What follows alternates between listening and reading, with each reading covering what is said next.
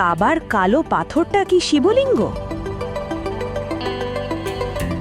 এই পাথর কোথা থেকে এসেছে? সাদা পাথর কালো হলো কিভাবে? কি প্রথম কাবা ঘর তৈরি করেছিলেন? কেন তৈরি করেছিলেন? আল্লাহ সুবহানাহু ওয়া তাআলা কোন সময় কাবা ঘর সম্পূর্ণ বিলীন করে দিয়েছিলেন? তারপর কার হুকুমে আবার কাবা ঘর তৈরি হয়? কারা তৈরি করেন? কাবা ঘরের ভেতরে কাদের মূর্তি ছিল? মূর্তিগুলি কোথায় গেল? কাবা ঘর যে কালো কাপড় দিয়ে ঢাকা থাকে সেটি কি? 120 কিলো সোনা ছাড়া আর কি থাকে সেই কাপড়ে? উত্তর জানতে দেখুন কাবা ঘরের গোপন রহস্য। আলোর দিশারি ইউটিউব চ্যানেলে লিংক নিচে দেওয়া আছে।